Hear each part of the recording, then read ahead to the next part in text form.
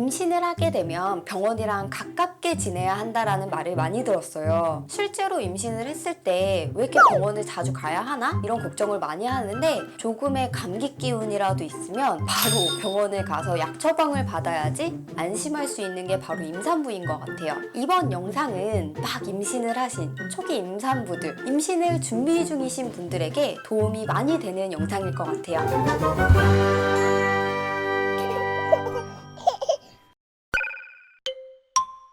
안녕하세요, 라토나예요. 임신 초기는 바로 임신을 확인하는 그 순간이죠. 먼저 임신 테스트기에서 두주를 발견하게 되면 일단 병원으로 방문을 해야죠. 병원을 방문을 하게 되면 아기집과 임신 확인 검사를 해요. 임신이다 라는 확정을 받게 되면 임신 확인 검사부터 해서 다양한 검사를 진행을 하게 돼요. 임신 초기에 검사하는 건 정말 저 한 피 한 2개 이렇게 뽑았던 것 같아요.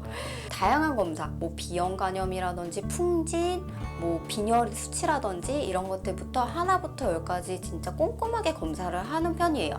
근데 일단 비용 부분이 만만치 않기 때문에 이런 부분을 다 비용을 지불하면서 검사를 해야 하냐? 보건소에서 임신 초기에 검사가 가능해요. 풍진이라든지 비형 간염 뭐 이런 것들을 다 검사를 해주거든요. 보건소에서 검사를 받은 검사 결과지를 가지고 병원에 방문을 하시면 그 외에 필요한 검사 항목만 따로 추가해서 검사를 하면 되니까 오히려 비용 부분에서도 절감할 수 있고 좋은 것 같아요. 저는 보건소에서 가져간 검사 결과지 빼고서 비타민 D와 갑상선 기능 검사를 했어요. 근데 딱 거기서 저는 비타민 D 부족이랑 갑상선 기능 저하가 나와서 그것 때문에 피를 뽑아가면서 검사를 계속 했었고요. 그리고 임신 초기에는 질 초음파 검사를 해요. 조금 불편한 감이 있긴 하지만 12주가 지나고 나서는 바로 이제 복부 초음파를 진행하니까 초기에 잠깐 이제 질 초음파 하는 거는 불편하겠지만 아기를 위해서는 조금 감수해야 되지 않나 싶어요.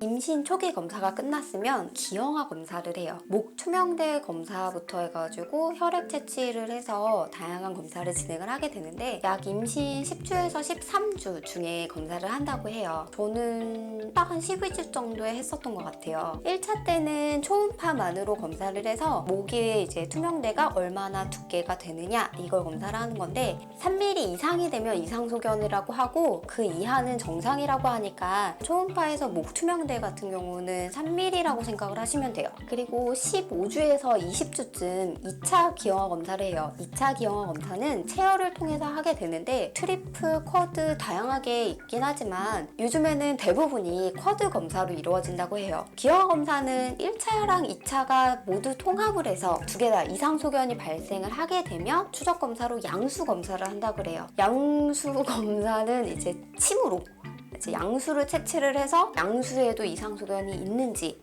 그런 것들을 검사를 한다고 하는데 괜히 듣기만 해도 되게 무섭더라고요.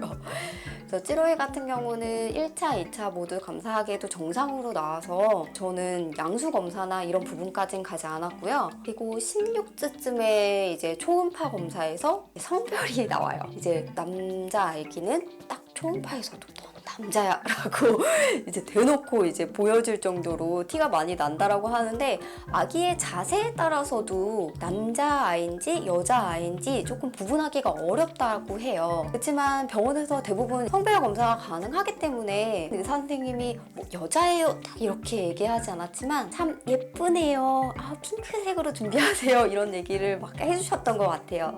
그리고 이때부터는 안정기로 접어들어요. 병원에 좀 뭐 2주에 한 번씩 가던 주기를 4주에 한 번씩 이제 뜨문뜨문 가기 시작합니다.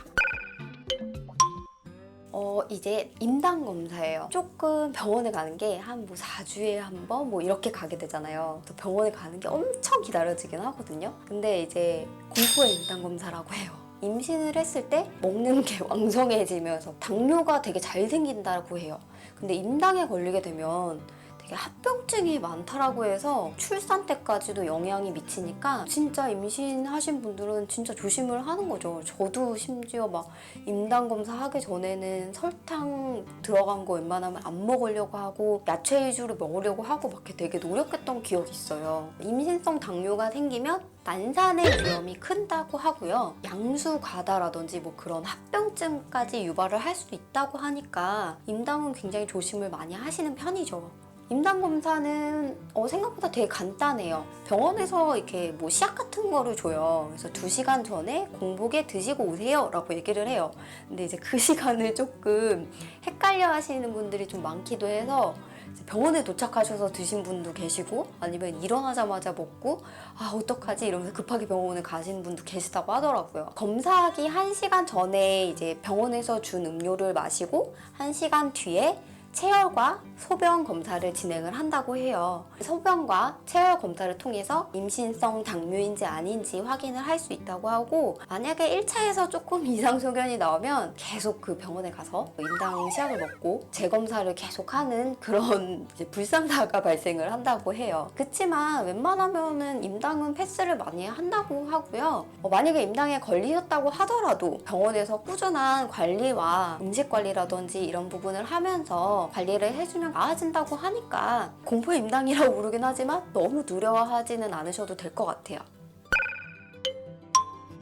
다음은 입체 초음파예요. 어떤 병원은 임신 12주쯤에 한번 하고 그리고 26주나 28주쯤에 한번 진행을 한다고 해요. 제가 다녔던 병원은 12주에는 입체 초음파를 진행을 하지 않았어요. 그래서 물어봤긴 했거든요. 어떤 병원은 입체 초음파를 진행한다고 하는데 여기는 그걸 안 하냐. 그런데 아직은 아기 얼굴이 막 나오지 않아서 봐도 그렇게 되게 뭐 예쁜 아기가 나오거나 이러지 않아요 라고 해서 그렇구나 하고 넘어가서 26주에서 28주쯤에 진행을 했어요.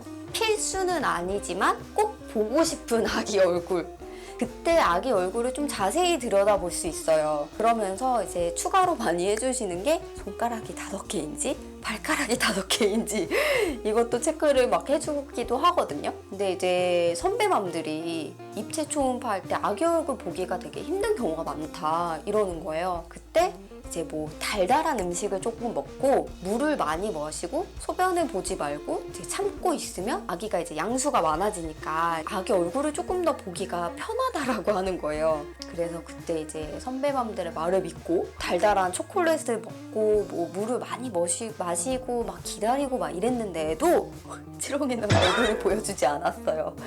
이제 그래가지고 다음에 다시 예약을 잡고 가서 입체 초음파를 해서 아기 얼굴을 봤거든요. 근데 조금 신기한 건 그러니까 초음파로만 봤을 때랑 입체 초음파로 봤을 때 찌롱이 얼굴은 좀 막 되게 뭔가 신비한 거예요. 근데 너무 신기했던 건 아기가 딱 태어나잖아요. 그럼 어서 본 얼굴이에요. 딱 그 입체 초음파에 있었던 그 얼굴이 태어났는데 딱 여기 있는 거예요. 그것도 너무 신기했어가지고 입체 초음파 사진은 저도 고이고이 간직을 하고 있고 이제 저희 만삭 사진을 찍을 때도 입체 초음파 사진으로 같이 이제 찍었었거든요. 딱 왠지 아기가 옆에 있는 것 같은 느낌이어서 입체 초음파 사진은 거의 이제 끼고 살았던 것 같아요. 이제 다음엔 태동 검사예요. 태동 검사를 진행을 하게 되면 본격적으로 분만을 준비를 하는 시기라고 해요. 36주쯤에 진행을 하는데 찌롱이는 37주에 태어났고 저는 36주에 입원을 했습니다.